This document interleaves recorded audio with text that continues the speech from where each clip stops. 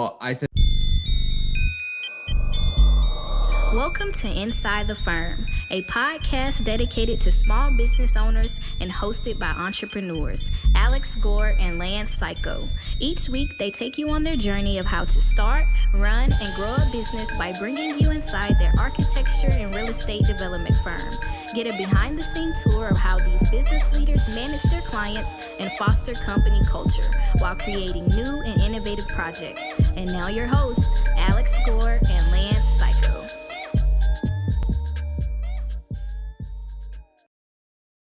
Welcome to another episode of Inside the Firm. I am your host, and I am not joined by our co-host, Al Gore. Al Gore is on a summer vacation right now with his family up there in the great state of Minnesota, a much-deserved vacation. So it is just me with the intro here today, but we do have a special episode that we've been saving for you guys. It is titled The Architect as Entrepreneur, Contractor, and Developer. And it's a special edition episode from the 2021 AIA Las Vegas June membership meeting. So this was a speaking opportunity that we had.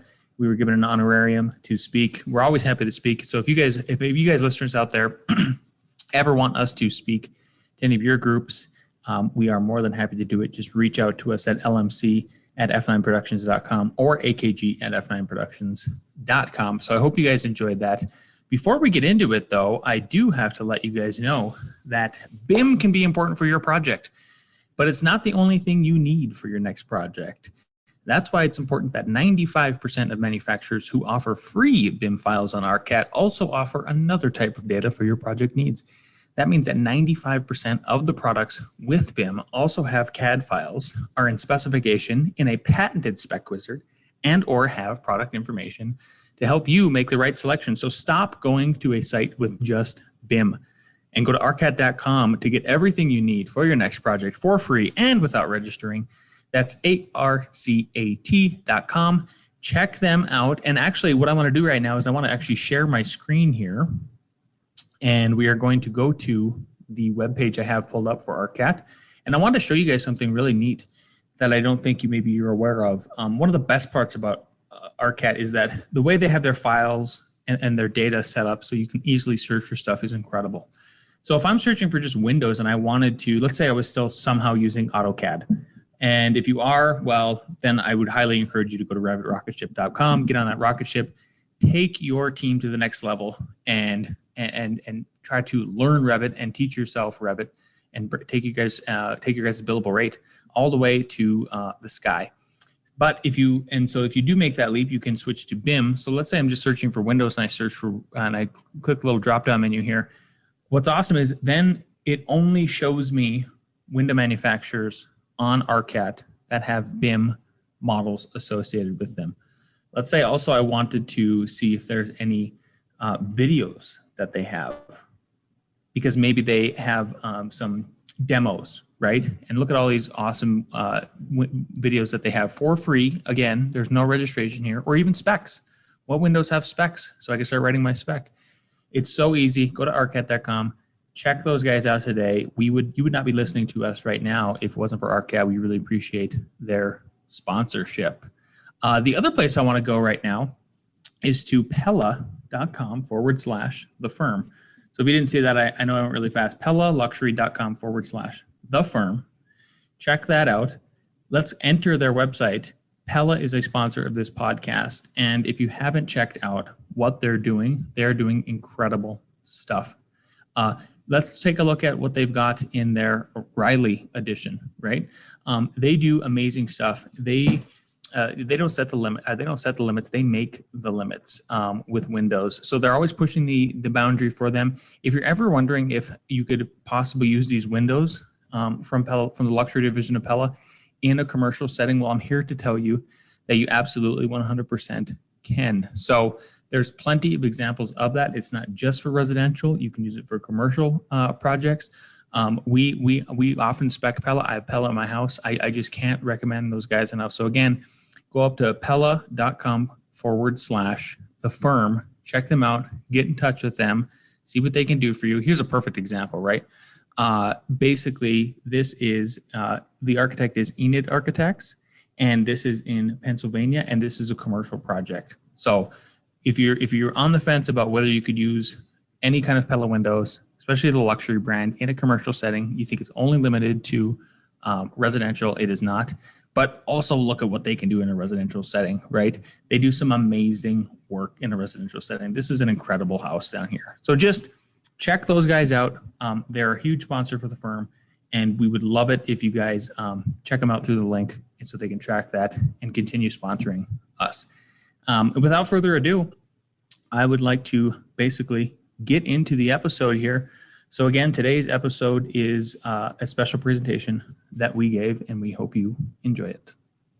All right. Good evening, everyone. Welcome. I'm James Horvath, and your 2021 president for the AIA Las Vegas chapter.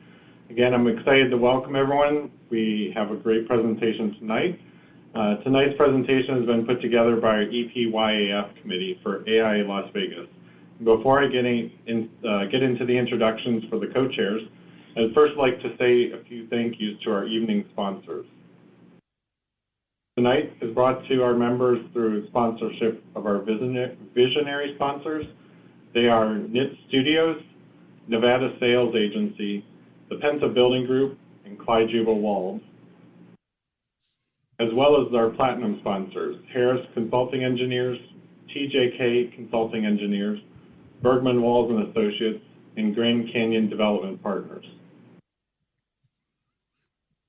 Our EPYF's purpose, which is the Emerging Professionals and Young Architects Forum, purpose is to plan and to initiate programs that will benefit AIA young architects and associate members by providing educational and social outreach that add to their experience, knowledge, and engagement in the AIA. This committee is co-chaired by Brandon McLaughlin, as well as Joe Miller, who I'd like to introduce and turn the presentation over to tonight. Brandon? Yeah, thanks, James. The month has come to highlight the AIA Las Vegas Emerging Professionals and Young Architects Forum, otherwise abbreviated as EPYF, a long acronym, but here we are.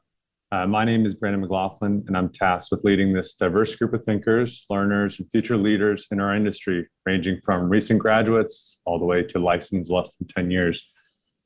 I'll highlight just a few ways we achieve this, the strategic mission that James read off, and a few of us are still reminiscing from last night. It was the first time in over 15 months we had some fun together. Many folks can probably remember on this call, can remember coming up in the industry at the start of their career, and a lot of the people they were friends with at the time or going through similar experiences with are now lifelong friendships. And some of those were curtailed here by the AIA Las Vegas. So last night we had our first in-person event at Nevada Brew Works. We had over 25 people there. And it was a good experience to get younger folks back out of their offices and sharing some of those camaraderie building things that we haven't had in the last year. As a committee, I mentioned though, it's important to us to grow the future. This is why we're looking at things such as mentorship. That takes on many forms right now. We've got a small but successful young architects, 2 fellows in formal mentoring going on, and an exciting plan in place for emerging professionals to connect with recent graduates and the opportunities there in partnership with AIS at UNLV. Last is licensure support. Our committee is a huge proponent for supporting licensure candidates and supporting them by connecting them with resources to attain that milestone in their careers. We see this not only as growing their abilities, but also growing the responsibility or the profession in a responsible way. To achieve this, we are constantly looking for group study opportunities, as well as how do we make the best information available through ARE prep materials as a chapter. And if you're a testing candidate, I'll just say, if you need support, please feel free to contact Joe and myself. I know we're working on a few initiatives right now, and we would like to get a pulse on who is trying to get connected to that milestone right now. So before I go over to Joe, I just want to introduce our speaker. I want to take a moment to discuss why Lance, why the speakers maybe that we chose tonight. And as much as many of you know, architecture is a profession of passion. Tonight will be a great example of forging your own path based upon your interests. So as you listen tonight, if you're late in your career, reminisce about the early part of your career. If you're early in your career, listen to and reflect on your passions, profession. Think of the courage it'd be to take a be bold in pursuing your passion. So let today's speaker give you insight to how these two individuals took the risk and are creating the life they wanted. So again, feel free to connect with Joe and I. We've got a lot of things in the queue right now. We're still trying to come out of pandemic planning. So we're excited for all the things ahead. Our committee meets the second Wednesday of every month, and we'd love for more people to join us. Thank you. With that, Joe. Yeah, thanks, Brandon. So tonight I have the honor to introduce two young architects from my alma mater, North Dakota State University. So first we have Lance Cayko. Lance has over 20 years of construction experience, working in the field as a carpenter and an independent contractor. He obtained a AAS degree in building construction technology, a bachelor degree of environmental design, and a master's degree in architecture. His hands-on construction experience and design background enables him to design and build sophisticated and complex designs. Next, we have Alex Gore. Alex, like many of us, grew up obsessed with Frank Lloyd Wright. He joined the National Guard and while in college earned a master's degree in architecture and another master's degree in construction management. After college, Alex worked for Daniel Liebskin before teaming up with Lance and starting their own firm, F9 Productions Incorporated. As a reminder, if you have any questions tonight for Lance or Alex during the presentation, please use the questions feature in Zoom and we'll get to them at the end.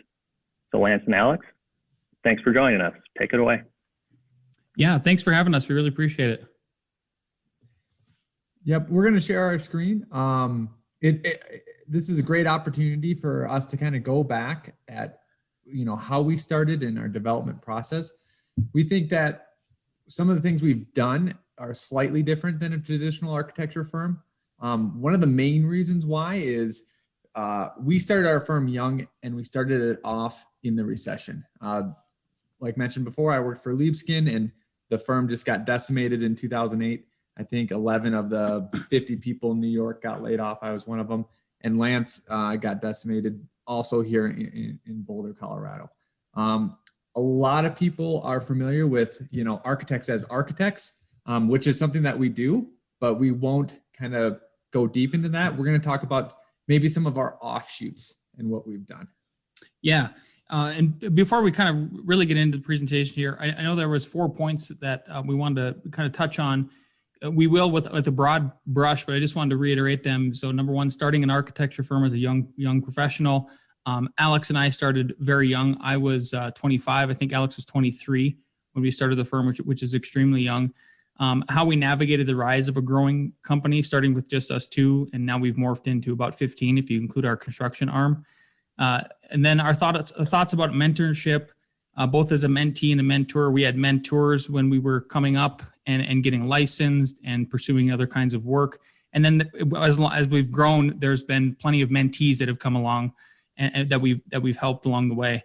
And then some insightful stories. If there's anything that you guys see as you're watching this and you want to just take a note and ask us later, we love to answer those kind of questions. All right. Is it going? I think I got it. Perfect. Oh. Oops. So one of the first topics we want to talk about is the architect as entrepreneur. So we consider ourselves entrepreneurs first and foremost that do architecture, that do construction, do development, and a bunch of other stuff. As you can see, podcasting, you can see our background on Zoom. Literally speaking is the Inside the Firm podcast that we launched in 2017. So we're going to talk about basically how we started from like a ground up level about establishing that entrepreneur level of things. And it really is a reaction to getting laid off, like Alex and I said, decimated, as to quote what Alex just said, working for firms that really only concentrated on one thing, right? So the firm I worked for, they only concentrated on doing very, very high-end homes for the 1%.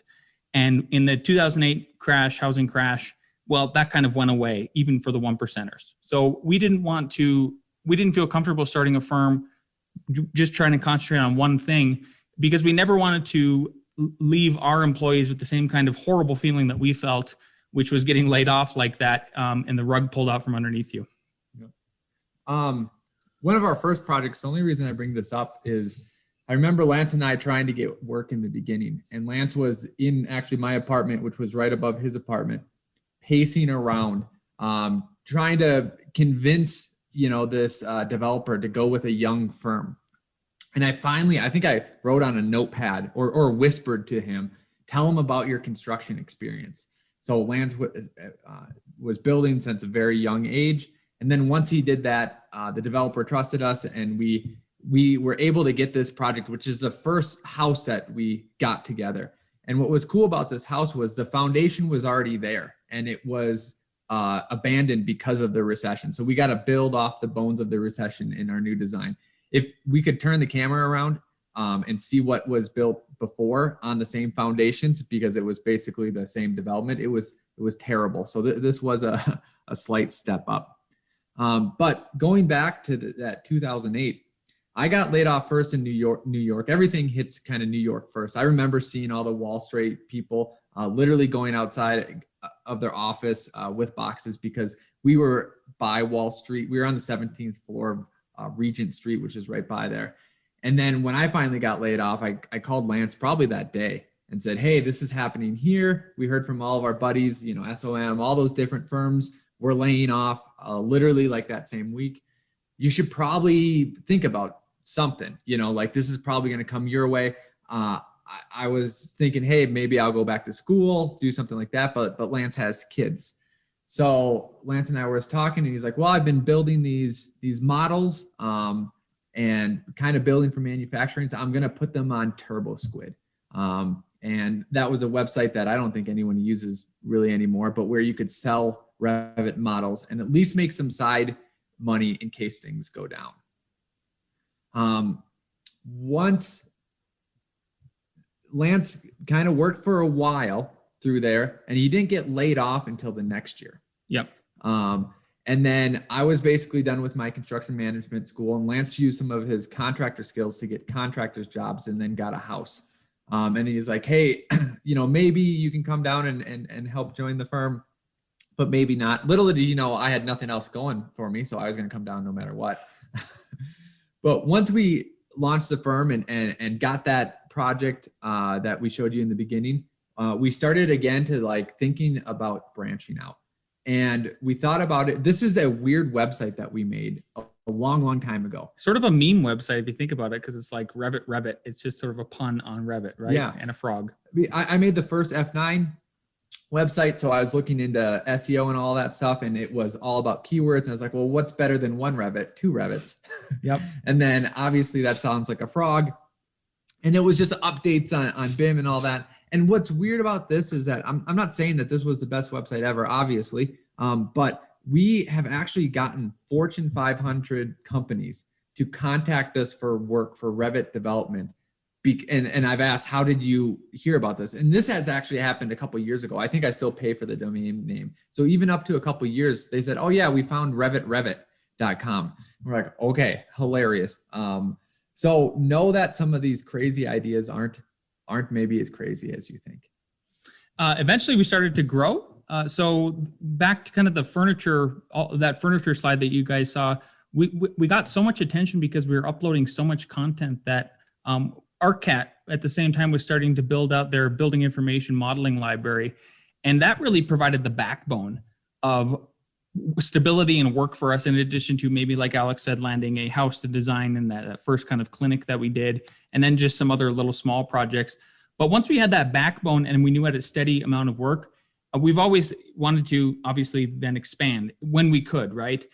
So when we started to expand, one of the first things we did is we tried to find talent to come into the firm to be able to do all of the various kinds of works that we did. And we found that some of the candidates were lacking the ability to basically be instantly billable and turn out and solid production work. So we thought, well, let's get in touch with the University of Colorado Boulder, which is we're in the town that we operate in, about 20 minutes away, not a far distance. And we said, hey, we've been interviewing your candidates.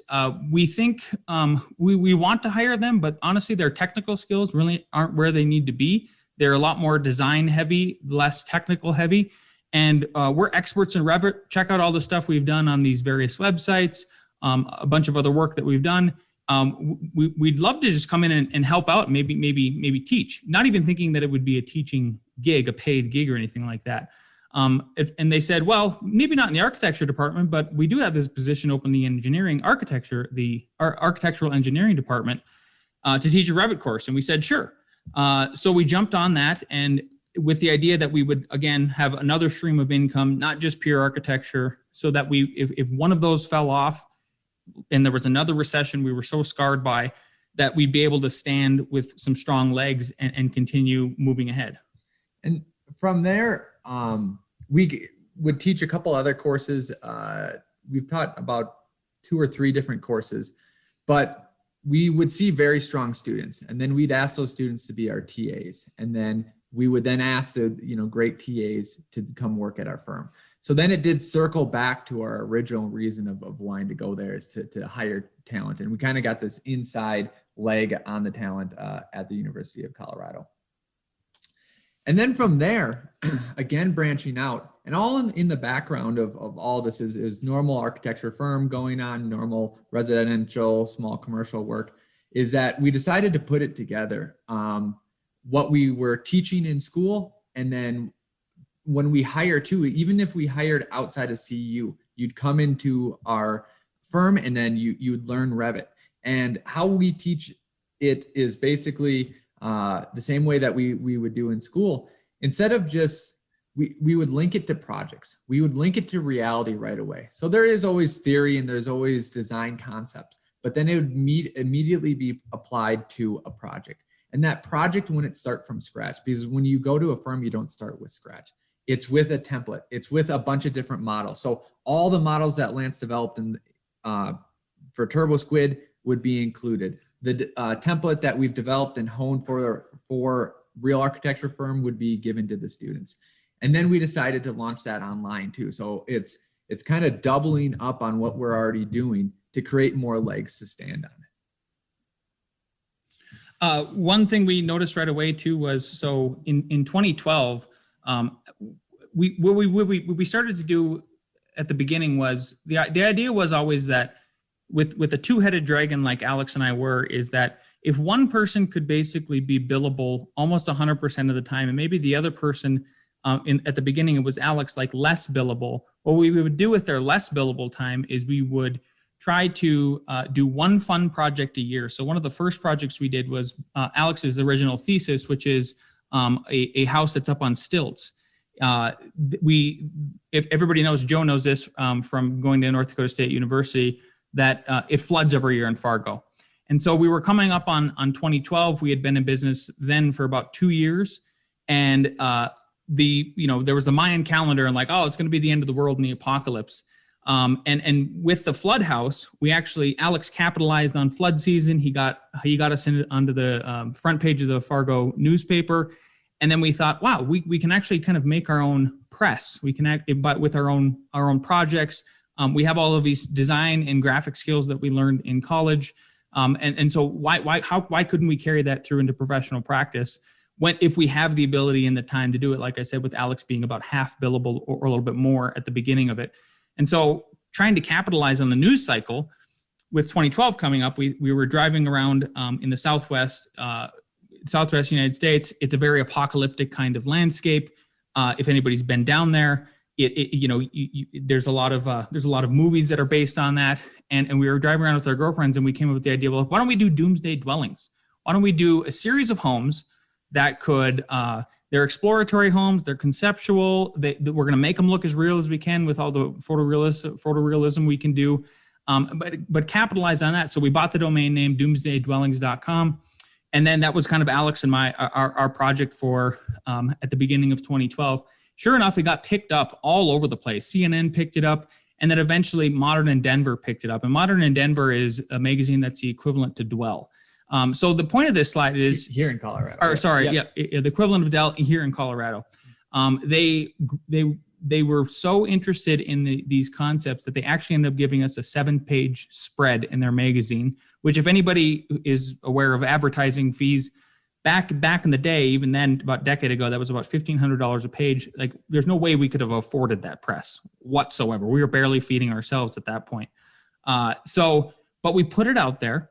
And a lot of people picked it up, and it actually ended up, again, serendipitously coming back around and proving that to other people that we could do really cool stuff. We had great ideas, and then that they ended up hiring us for work. So that's one kind of tip we wanted to give to everybody as they emerge as professionals is think about ways you could capitalize on news cycles with your architecture, disaster kind of stuff. Maybe there's Alex always likes to give out the idea of if the Olympics are coming to town, what do the Olympics look like? Later on in the slideshow, we'll show you how we tried to lure Amazon to have their second headquarters in Denver. But it's a process that actually works 100%. And how we know it works is because a lot of times, if I can remember, I ask clients how they found us. And sometimes they'll say, hey, their friend, and they'll be specific. Jane told me about you. Or sometimes just I did Google searches and read your reviews, or a developer friend or a contractor.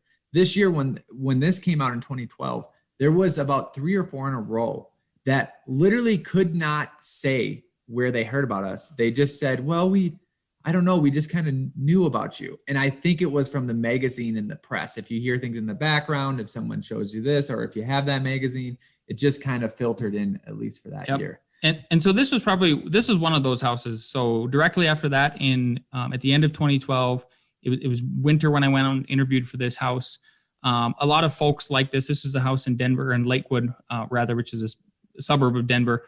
But they look at those magazines like Dwell, Modern, and Denver.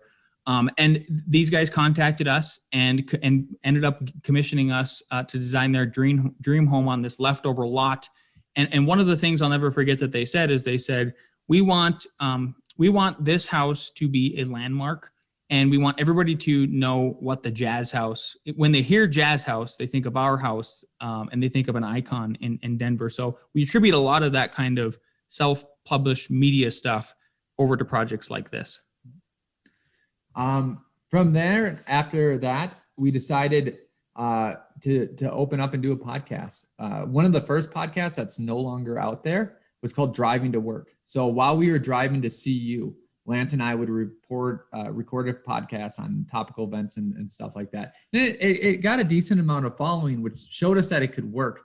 And it could work on something that was just laissez-faire and no real direction. So we thought, why don't we transition that to Inside the Firm and really basically have Lance and I's meeting of what we're doing, what's happening, what's relevant in architecture, record that and have it go out to everyone. And the other thing that it coincided with too was we were doing our first development projects. So it was architect as developer, follow that week by week, what happens, what lessons you learn. There's kind of one that went viral. It's called Don't Go Chasing Waterfalls, because we had a pipe kind of burst right before, we were supposed to close on one of the 9 units.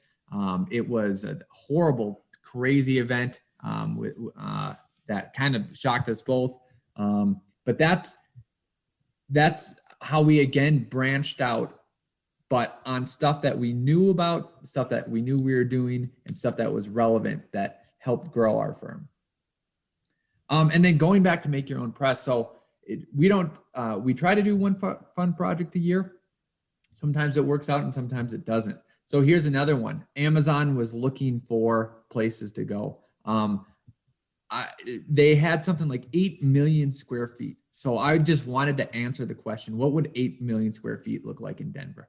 Model it up, had this idea for this shape, did a bunch of other graphics. It honestly took me about 2 days to kind of do all this. And then Lance hit it running with social media contacts, talking to reporters, things like that. It got on nightly news channels and all that. And what was great about that was someone from Longmont called us up and said, hey, we saw your high rise, but we're wondering, do you do townhomes? And townhomes are our bread and butter. So we're like, yes, that's actually what we do all the time. We do not design skyscrapers all the time. Yeah. And to continue on from that notoriety, we've just gotten more and more projects. Here's one that we really like and are proud of. It's an office for a climbing wall company. And so we've continued with that idea of pushing press and making our own press. My house, my wife and I designed and built our own house in 2015, and the Boulder Modern Home Tour contacted us and said, would you like to be on the home tour? And a lot of people actually turned it down, but my wife is a realtor and she thought, great, this could be a great marketing opportunity for me and myself. So we took that opportunity. Then we built a relationship with the Modern Home Association. And then through that relationship, they contacted us last year and said, hey, do you have any more houses? We're just going to do virtual tours this year because of the pandemic, or any other built work that you guys in the Denver metro Boulder area that are of interest. And we said, yeah, absolutely. We have this amazing house that nobody will pick up with press. We actually ended up paying them, I think it was like a small fee for them to kind of put it in their newsletter, and they didn't do a feature on their website. And through their contacts, Builder Magazine picked it up. So we're really proud to say that we graced the cover of Builder Magazine in January of 2021 of this last year. That was a huge boost. And ever since then, now I think we're doing 4 different versions of this house. At least 2 more. So this one has had 2 babies. So this is the mom and the dad, and it's had 2 kids. Yep. And it seems like, and so I think if you can get on Builder Magazine, that's great. That's more of a traditional kind of media. One other website that we really love, and we recommend everybody try to, no matter how small your firm is, if you end up going out and starting your own firm, to get in touch with and start a relationship with, is Arc Daily. So this house also got on Arc Daily. And once you get on Arc Daily, if you can get a project in Arc Daily, you go viral. And it goes viral to the point of, not only is everybody, like all these different social media meme pages of architecture and design on Instagram, Facebook, TikTok, all of that kind of stuff, start sharing your content. But then the other websites like Design Milk and Denzinese and stuff, they all pick them up, and then you kind of go all over the place. So it adds a whole nother level of kind of marketing for you that you really didn't have to pay for. Like, so for us to get into Builder Magazine, it really only took about $250, and then us just doing kind of a lot of legwork of emailing, coordinating, doing some meetings with the editor, and then keeping those kind of relationships going with places like Arc Daily. So everybody can do it. And we've even shown it, like in this slideshow of so far, about, it's not about built work all the time either. It's about concepts that are timely and grab people's attention. So one of our culminating projects that we wanted to share too is, we started with that little itty bitty duplex, and we were just commissioned this last project that we're showing now. It's called Franklin Place. It's going to end up being about a $20 million development. There's a church over here, 60 residential units over here, and then a big commercial development. And we earned this just through a lot of hard work and all of those kind of marketing strategies that are kind of, I wouldn't say typical ones that we do, but it's been a long time coming to get to this point. But with slow and steady and just keeping at things, everybody can get there on this kind of level. Okay, so that was our concepts of architect as entrepreneur and taking those chances and doing things a little bit differently. Continuing with that entrepreneur, this falls under it, but is also separate, is thinking about yourself as architect as contractor, and how did we do that, and what were the steps? So one of the first steps, this was, again, went back to do one fun project a year. So after getting that initial house that you saw at the beginning of the presentation, Lance and I went out to eat and celebrate. I think your family went with us. Just me and you and the kids, yeah. Oh, and the kids. And when we came back, one of our friends was complaining because we were still in the recession. And we said, hey, how about you pay for us to build you a tiny house and go tour around? So Lance and I immediately that night bought the website and started it up, and then, called him up next week, and he said, guys, I'm not doing this. You just made this up in your head. But we continued through it and we designed it. And I went down to a builder show in Denver, and we had this design, and it was a dead project, and it actually got us media attention. That website for a while was pulling extremely great numbers. So it got us a lot of attention that way. And if that would have been it, that was fine. And actually there was a lot of leading up to the point of Alex going down to the Denver trade show and actually meeting a a television production agent who then worked for HGTV and pitched these ideas to them. There, we had done several sizzlers that we would get these calls from TV producers because tiny houses were all the rave, and they still kind of are. Again, capitalizing on what just kind of society was doing at the time, what the media was picking on up at the time, and starting getting in on that wave before it crests. We had just so much attention from that website organically without really having to push it. It was just having a good idea at the right time and having a little bit of luck. Yep. And then a little bit of stupidity too, because how it actually got built was at that builder's show. There's a bunch of tiny houses and there was just a sign-up sheet and it said, if you're building a tiny house, write down your name, let us know. So I said, of course we're building a tiny house, which we obviously weren't. Wrote down my name. They called me up the next day and said, we need to fill the last episode of Tiny House Big Living. Are you building it? I said, yeah, we are. And they're like, okay, great. We need it done in 2 months. And we go, well, that's going to be extremely difficult. So we had to pull together the financing. These were design drawings. Back then, trailers weren't pre-made. I actually drew up the whole trailer and worked with the engineer to custom make the actual trailer bed and everything that went in it, all the shop drawings for it. And we pulled it off in about 2 months and 2 weeks that we got it all done. And what was great about that was then basically we put it at a tiny house village that was renting it out. So it was some passive income. But a big Fortune 500 company came and said, hey, can you build 2 more of them? Can you build them bigger? Instead of half of the deck folding up and half of the deck folding down. And not to gloss over it, sorry to go back on the slide again. Just want to emphasize again, this was us getting into media. So HGTV, once this episode aired, it aired every 2 weeks.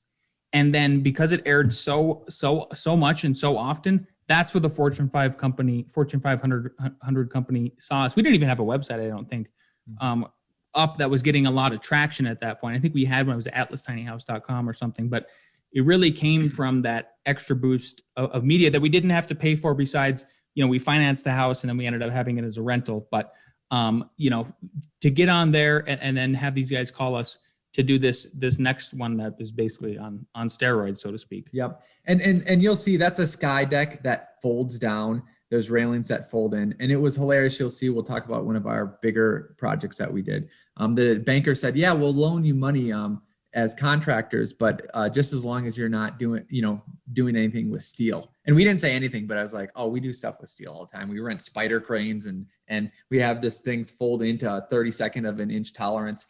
How this ties into, you see the 2 words up there, building experience.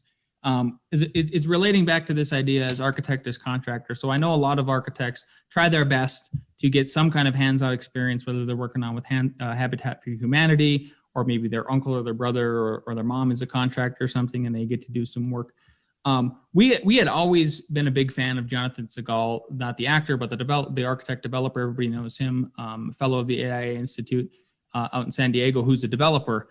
It's like, well, we know that one component of what he does and how he does it and how he ends up being so successful and being able to control his project, being able to reap more rewards in terms of money, is that he can act as the contractor on these commercial buildings that he's building. And it was like, well, we're not going backwards in time. We're going to try to go get more experience. So building these tiny houses really allowed us to sort of step stones all the way up and regain that building experience as we moved ahead towards architect as developer. Yeah. So some of the things it allowed us to do was exactly what Lance was talking about, was build extremely precisely, coming down to the 32nd of the inch, designing and drawing out custom spring hinges, having them manufactured in Chicago and shipped down, which reminds me, I need to follow up on that on a new build. And the other thing about building precisely too is I think this is where I like to say and prove to everybody that if you're an architect who goes out and starts to decide to be a builder as well, whether it's architect plus builder or architect as builder or design build company or anything, I think that's one of the things you should emphasize to your clients, is that we are going to be able to build more precisely than anybody else because we're the architects plus the builder. So, you're able to kind of raise your limits of what you can do with this, so to speak, right? This is us hoisting up one of these big awnings that had to be super precise because it had to fold down and fold back up again. And then you can build what other people can't. I mean, the reason why this Fortune 500 company called us, and they're actually calling us again, and we're in negotiations with them again to do another version of this that's even more, incredible and folding and glass and all of that stuff. Their team, they had a fabrication team in-house, but they were like, we just don't think we can build it. You guys have proven you can build it. So they hired us because they couldn't do it. Yeah. And then it allows you to also do some architectural acrobatics. So Alex, like Alex's bio said, huge fan of Frank Lloyd Wright, kind of obsessed with him. Frank Lloyd Wright was a master of the cantilever, of architectural acrobatics. If your buildings didn't leak, you weren't trying hard enough, that sort of mantra. And it really gave us the confidence, especially after we built the second round of projects, to think that, I think we can for sure design it, and I think we can build it too with doing some tricky stuff. So the last thing it'll allow you to do for sure is to create spaces, architecture, engineering solutions that are just going to delight people. I don't know how many thousands of people these little tiny houses affected and helped people, just uplifted them. But we got a lot of rave reviews over them, and they're kind of unforgettable spaces for people. And then the last thing is obviously execute. So this was a tough build. I think we built it in 2.5 months, yep. Maybe less. Alex actually had a baby, I think, in the middle of it. Yep, that was I fun. was moving into that custom house that was fun. I was moving into the custom house that it was fun for you, not for your wife. Yeah. My wife and I were just finishing that custom house. If everybody's ever built a house themselves, I have 4 kids too. It was a nightmare in terms of just finishing. Like, we're in this very expensive rental. Now we're in a hotel for the last 2 weeks. It was very, very difficult and very taxing. But because we wore both of those hats, I mean, we could literally bring the model on our laptops to the job site and make real-time decisions without having to call the GC and confirm stuff, do an RFI and all of that, and just execute. So what that allowed us to do is to be more confident in our architectural drawings, to be able to execute, like Lance said, those acrobatics that might be foreign or might be foreign to starting off a firm young and gaining that experience. And this is an example of how we're confident in modeling, because if you look back at this drawing, I don't know if you can see my mouse or not, but everything in here, let's go back one more time. These railings fold down, the stairs fold up, things come apart and move. And we did all that in Revit, and that allowed us to then take that and say, we can produce more in our drawings. We can get more accurate. We can show more 3Ds, and that will help, the contractor, and it will help the client be more comfortable. And from there, we were essentially able to, from that tiny house build, the profit that we made, we put down a down payment on a piece of land. And that piece of land is what we'll talk about in the developer portion. But it allowed us to do architecture, but not expensive architecture, because we knew how things go together and we knew how we could create form without creating cost. Yeah. So we're sitting right here talking to you guys right now. This is our headquarters. On the lower floors are kind of where we house our construction wing of things. We've got a bunch of tools, materials, supplies, all that kind of stuff. Our conference room and our architecture office up top here.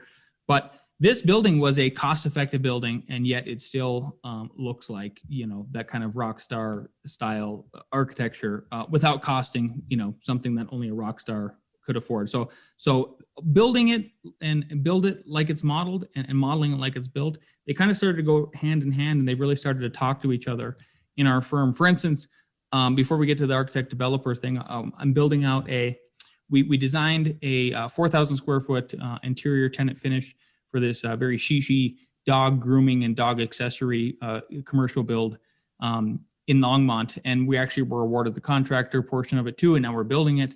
And working with the steel studs and all of those kind of details, I'm going from in the morning, I'll go down to the job site, check on everything, make sure everybody has everything they need, inspections, all of that, talk through details. And then I'm going back into the office and I'm reporting those details, how they did or didn't work in the field, and we're updating our standards. It's giving our architecture firm a whole nother leg up and level of confidence that I'm not sure they wouldn't have been able to get to if we didn't take on this extra kind of profession.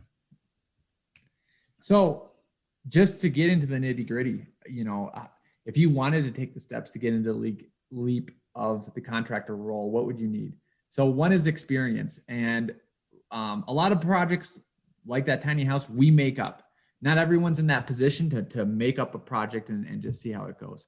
But you can request to go to this construction administration. You might even have to, volunteer to go out. Once you go out, meet the contractor, ask to go out and maybe witness or walk along with inspections. Because if you walk along with inspections, you're going to see the things that the building official is looking for. You're going to see the things of maybe why it's missing the drawings, how it can help. But also now you're forming a relationship with the city. And the city is the one that's going to ultimately give you your contractor's license. So doing stuff like that, documenting it, what I mean is taking pictures and having notes and then having those references. So now you know the contractor because you talked to them. Now you know the building official. Now you know some of the subs, right? And then you can start to write down those subs so that you can have a list of subs. Then you go and you need to take a test, right? Class C is a residential test. We haven't taken that.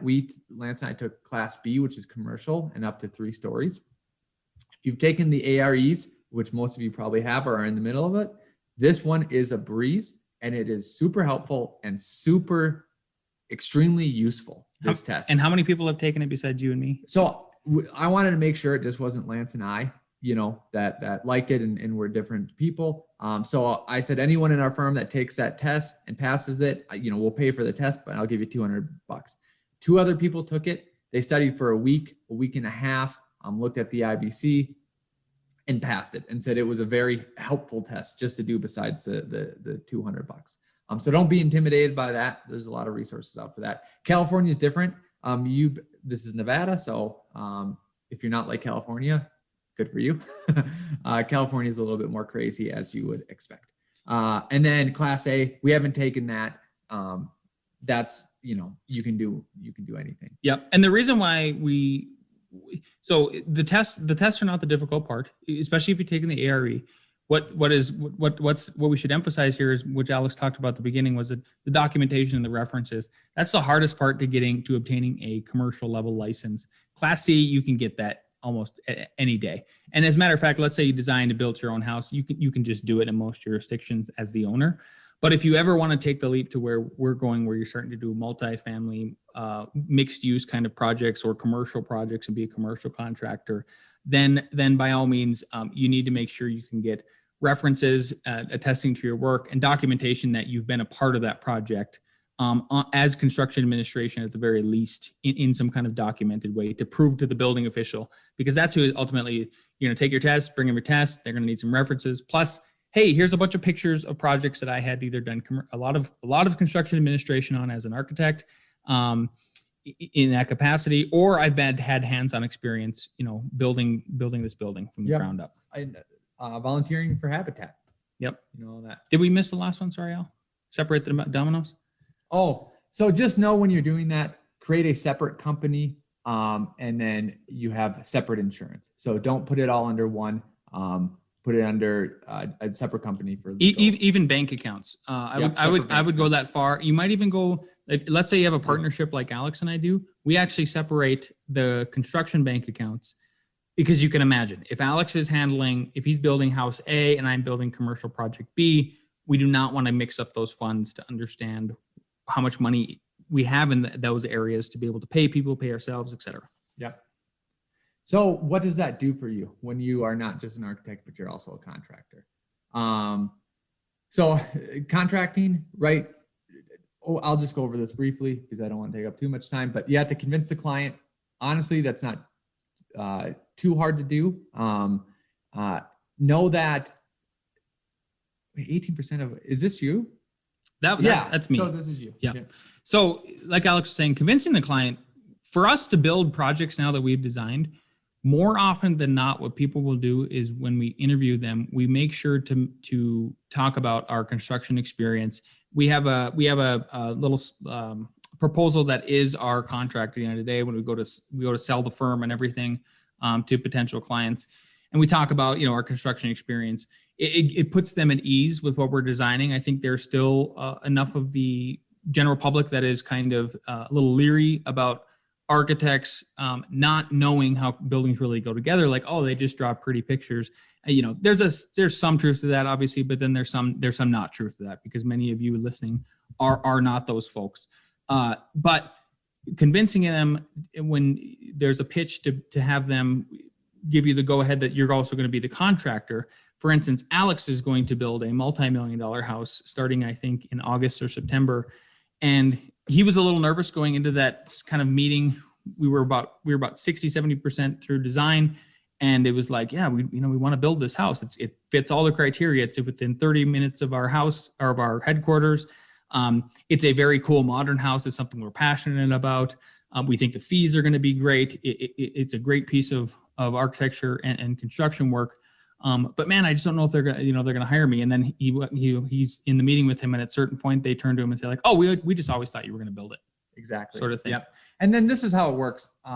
So these are real numbers, but you've probably already read through them as we were talking. But the GC fee of $100,000 is ours. We self-perform by putting in windows, doors, roofing, and siding. So on a house that you'd probably get a much less fee than that, you gained $150,000 of extra income, and you've prolonged the stability of your firm. Because once a construction project gets funded, it is funded, and it normally takes a year to build anything at the minimum. As opposed to an architecture project where, for the most part, it's all cash that people are paying for architecture fees for, right? That is not financed money. And a lot of people at the end, I mean, I don't know if you guys notice this, but they'll kind of limp their project at the very end, barely be paying their bills, get it into the building department, get the permit, go to the bank, finally get financing. But man, once they get financing, then there's this pile of cash that is ready to be eaten by the construction process. Yep. And then we took that knowledge. We learned some really, really hard lessons. We learned how to lose money, and we've learned how to save money. And then we turned that into a course. And what was great was someone took that, obviously they were professional, and they said, man, this should really be taught in school. So we thought that was really, really cool. So now, kind of rewinding a little bit, after the Subaru tiny houses, the kind of display adventure kind of things that they did, we had enough money and we decided to become developers. And we basically did this, what we called Mark II development. And we called it Mark II because we've done a lot of townhomes. So we were taking all the lessons learned and basically applying it to this. So this front building is our main office. And then there are 6 units on the left-hand side and then 2 units behind this. There's the units on the other side. So we did everything from architecture to being the developer and then also being the GCs for this project. And there's some crucial lessons for that. And first is, if you're ever thinking about doing it, one thing to think about is how does the land affect what I can do on it? So you're going to have to do a pro forma, and you're going to have to do, basically a test fit. And if your land costs are less than, and infrastructure are less than 18% of the total, then it is a good deal to look into. Know that for that land deal, you're going to have to put 25 to 30% down. So you're going to have that money. And it's a 3-year balloon, which means you'll be making mortgage payments that are not that much, $1,500, $1,200, but at 3 years, all of it comes due, which means you have to have all your drawings done, get it through permitting, and have your construction financing, because your construction financing will then take over whatever's remaining on that, right?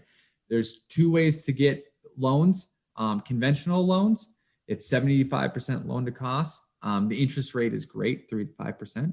If you can't get that, Lance and I couldn't get that. We weren't established enough to get that. We didn't have enough money in reserve for that too, because not only is it 75%, you also need more money in the bank besides that 75%. So you can get private, and the difference is loan to value. So the loan to cost is lower than the loan to value. So you can get a lot of your project paid for that way.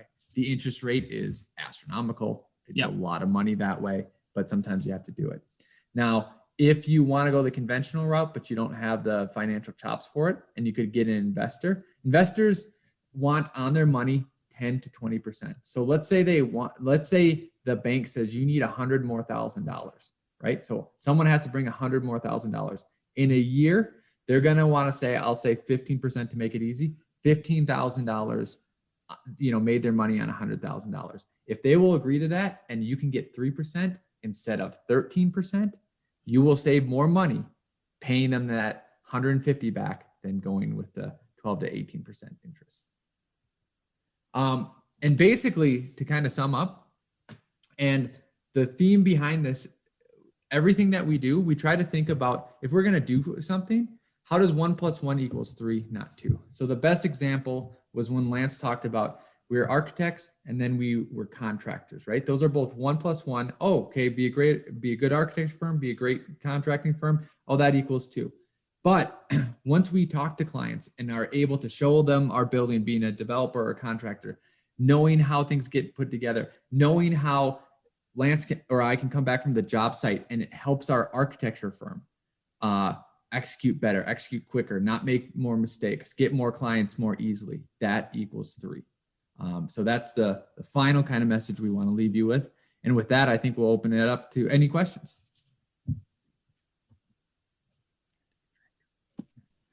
Great, thanks guys. So I'll go through some of the questions that are coming in. It looks like the first one is, what do you think architecture practice will look like in 10 years? And then kind of to expand on that, what do you think it'll look like in 30 years? I think you're going to see a lot more automation. I think the writing was on the wall when we switched from CAD to BIM, because the amount of productivity that went up per person, per kind of draftsperson, architect, was almost astronomical. I mean, and then what that did is that allows, if you're a good business person, it really allows you to rethink, should I be charging 10% per house? Like, at the end of the day, what number really makes sense for me to stay competitive and still eat very well, but at the same time kind of beat my competitors with those kind of fees? The other one is 3D printing. And I think that's on the horizon. People have seen, I think we on the podcast maybe 10 episodes ago or something like that, we actually talked about, I think, the first houses that were somewhere in Texas that were 3D printed. They weren't all the way, it was kind of a hybrid. You were kind of at that hybrid situation where the foundations and then the first story was kind of 3D printed. And then on top of that, then they did traditional like wood construction and stuff. Yep. So I have a slightly different take. I do think that automation and computers will allow us to do more work. And a lot of people get scared is like, okay, what's going to happen then? Because if one person can do the work of 3 person, do we lose jobs? I don't think we're going to lose jobs, and it's not because it's a good reason. It's not because we're becoming more productive. I think cities and bureaucrats are becoming way less productive. I think, let's say 10 years ago, 15 years ago, maybe 10% of a project was dealing with the city and their comments, and now it's maybe 25%. In 10 years, it might be 50%. 50% arguing about fonts. I don't have to tell you. I don't have to tell anyone. I'm sure everyone has their own story of that will become more of our role, and the architecture and the development of it might become more productive. The only thing I would agree with Lance that 3D printing in the last 2 years, honestly, has taken huge gains. I still think it will be niche unless it can do something to a better finish. Because I don't know if the framing costs of concrete are going to compete with lumber. And that's the big first principle there. My advice to anybody who is an emerging professional would be to do what we did, in the sense of, like, we ran right at technology. We ran right at building information modeling. Alex, when he came down here, and I was the BIM guru, Alex was like, I hate this. Then he got through one house and he was like, I will never do AutoCAD again. I was like, good, let's never do that. And now our whole firm, is in that kind of way, and it's just paid dividends. So if you see something like TestFit.io, if nobody's ever checked those guys out, go check out their piece of software. Don't be afraid of stuff like that. I think if you can embrace that, what it's going to do is it's going to take, if I can get on camera here, it's going to take, like, if my top hand here is the old guard, older architects who honestly, they don't even touch a piece of software ever. And maybe they don't have to because they're principals, they're going out and getting the work. But you young bucks that are down here and just starting out, if you can become the experts in those pieces of software, all of a sudden you kind of balance things out a little bit more, and you're up towards that beginning part of the process a lot sooner. Yep. Yeah, that's great. Do you think you'll see more kind of design build firms in the next 10 to 30 years, or have you seen a lot of growth in that kind of industry? I think so, because honestly, YouTube. I think that the knowledge, going to mentors and mentees, like, I mean, you used to have to find someone. Your dad used to have to be a contractor, your uncle, right? Now, the amount of things that you can look up and say, how do I frame a house? Like literally, how do I frame a house? You watch 10 videos on it. You're obviously not going to be an expert, but that access is huge. And then once people kind of get wind of the money and how it works and how a contractor makes more than architects, they're going to say, what? I do all this hard work, and contracting is hard work. I'm not going to lie. And a lot of it is people management. Yeah. So then if you get on top of, maybe there are some automations that help out. If the automations do take over, if architects don't take over contracting, they will be left in the dust. They will be left in the dust, because think about this. The technology of producing will get more powerful, right? So you won't need all this information because the computer is going to help you. They'll hire someone to deal and talk with the city, right? And then contractors will take over architecture. Contractors will take over architecture. TestFit.io is making more money off of contractors than architects. What does that tell you? And Alex has had the CEO on the podcast. Yeah. Multiple times.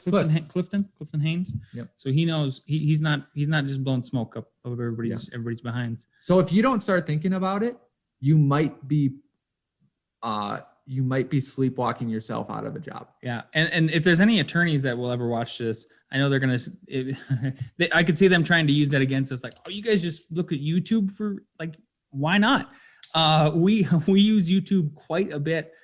This last, right before I started trying to figure out how big we need to make the rough openings for these hollow metal doors on the job site that I'm general contractor right now. I was like, well, I bet, and sure enough, the company itself had its manual in YouTube form. It's like, well, there's no weirdness with that. Why wouldn't I, instead of going through the manual, why wouldn't I literally watch it? And they explained it so clearly. And then I instantly just went, after I looked at it, was chalking walls out, I sent it to my construction crew. I'm like, hey, make sure you guys review this, and then ask any questions if you have them. They had a few questions. We're like, bam, we're all on the same page. Yeah. I think architecture and construction gets a bad rap because some people don't think it's hard when it's extremely difficult.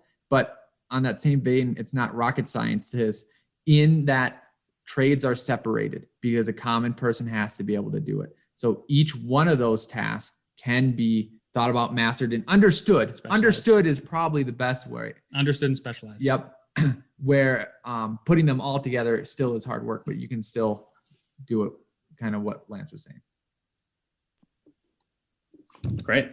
So the next one here is, how have you personally balanced personal aspirations and professional goals? It sounds like you guys both have families. So how has that kind of balance gone? Well, one rule that we've always had is that there's the rule is that we don't work more than 40 hours a week. Alex and I work more than 40 hours a week, but everybody else at the firm does not work more than 40 hours a week. Typically, we are 9 to 5 or 8, 7 to 5, 7 to 4, 8 to 5, somewhere in there, Monday through Friday. Every once in a while, if there is like a crazy deadline to meet, like those Subaru houses, we will pull people out for a weekend here and there. We do try to compensate them handsomely when it comes to bonus time, Christmas bonus time, or even last year we did a spring bonus. That was the first one that we ever did. This year we're going to do some summer bonuses and all of that. But I think it all comes down to time, like efficiency.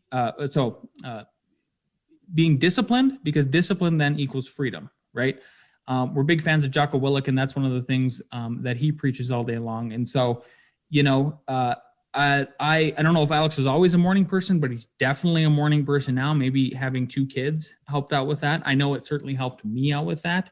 And it goes all the way back to when I was at college in North Dakota State. I was always the first one in the studio. And it was primarily because I had to grow up really quick. I had a child when I was in college, and I would be there. I would drop Kyler off at 6. I was at the firm, or not the firm, at the studio before then. And we've just always carried that kind of discipline through. And then if you do that and you do things consistently, and you do things fundamentally correctly, especially even when it comes down to like emails or correspondence, sometimes, maybe once a quarter, once every couple months, Alex and I will have to tell a client, hey, just so you know, we didn't respond to your email last night because we do not respond to emails after 5 p.m. or we did not respond to the email on Saturday.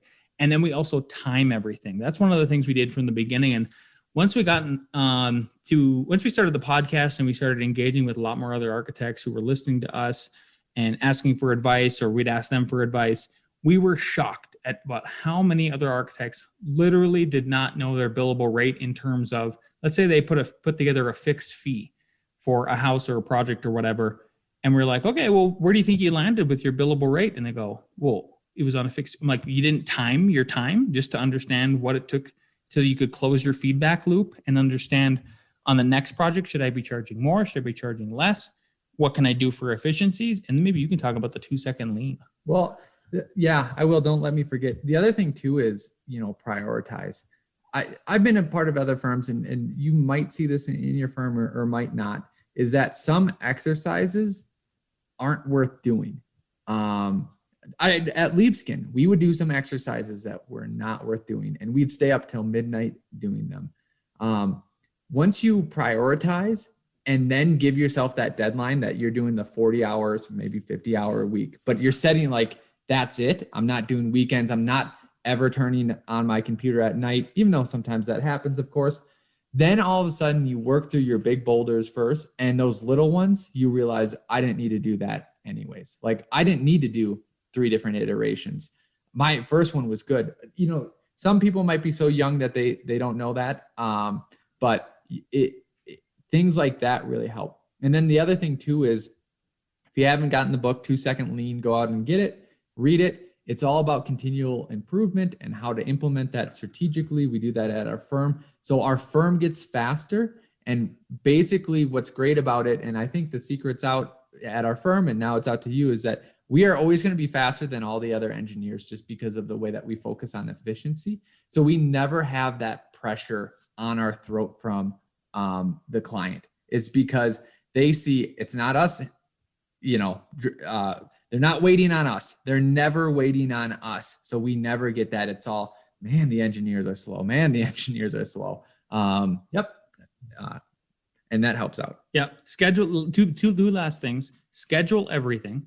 This might sound anal, but I even schedule dates with my wife and like anniversaries, and like, then I never forget it and I'm never the bad guy. But if you even schedule your personal stuff, and yes, like, you can be flexible and loose a little bit and stuff like that. I'm not asking you to be completely anal down to the minute, but it really does make a dramatic difference in your life. If you schedule everything, if you understand where you're supposed to be at what time. Alex and I schedule like every Friday at 10 a.m. That's podcast time. Every Monday morning at 7:30, it's construction crew meeting time to kick off the week. Every 8 a.m. every day is our 2-second lean meeting, where somebody's presenting their 2-second improvement, a problem they had, how they solved it. And then the last second thing, I was going to just give you an example of how the 2-second thing works for us is, so this morning, Ross, one of our more senior employees who's been here longer than others, his 2-second lean was, I don't know if everybody noticed, but when you take a photo off of an iPhone now, and we use our iPhones all the time for taking pictures of like existing buildings that we're drawing up and then going to do design work or construction work or whatever to it, is when you export a image file now, it exports it as a .heic, which is an insane new kind of file that makes zero sense to all of us. And then you have to convert each file in order to see it once you bring it onto a PC. So he was like, I just can't deal with this anymore. And I was like, I can't deal with it either. So his 2-second lean today was, he goes, all right, I want everybody to pull up their iPhone, and most of everybody has an iPhone in the office. And it was hilarious. I was watching Alex in the background because I attended the meeting remotely. Sure enough, Alex goes over his desk. I pull up my phone over at my desk, and we all go to the settings, everybody in the firm at real time, and we all changed from HEIC to just basically JPEGs.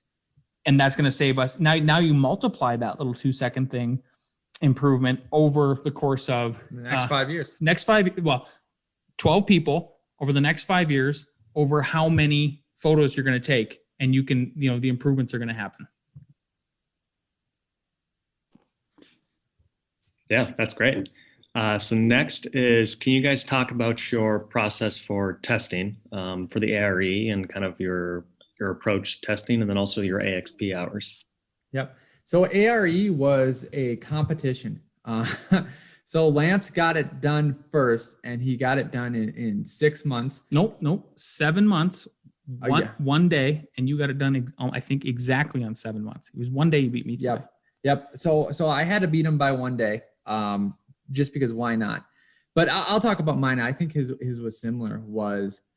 I'd study for an hour in the morning. I'd study for an hour at lunch, and I'd study 2 hours at night. And it was just a bunch of study. I just had an interview.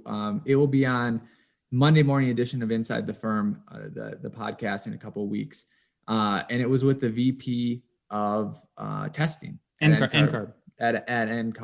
And I brought up some points, and I haven't taken the test for a while now. And I got hit on something that I'll tell you, but basically, I don't like the way that they compound questions. I don't like the way that they make it tricky with the multiple, like pick 3 out of 5.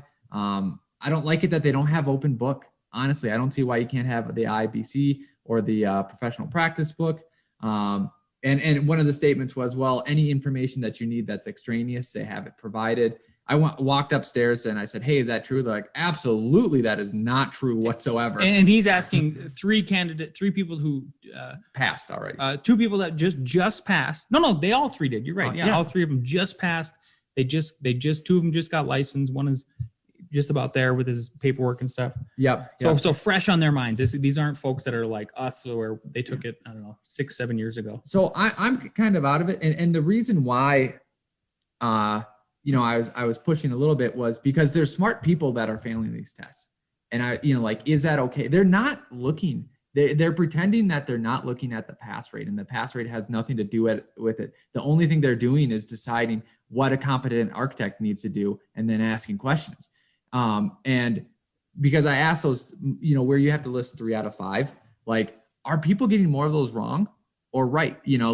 Because it's some of the questions are tricky, and are you happy with that pass rate? I don't think they should be happy with that pass rate, and they kind of passed the buck and said that's not our business. So if you are passing or going through or just done, I would get involved and push back, because I think the profession is getting a disservice. Because I know doctors, I know other people, I ask them about their tests.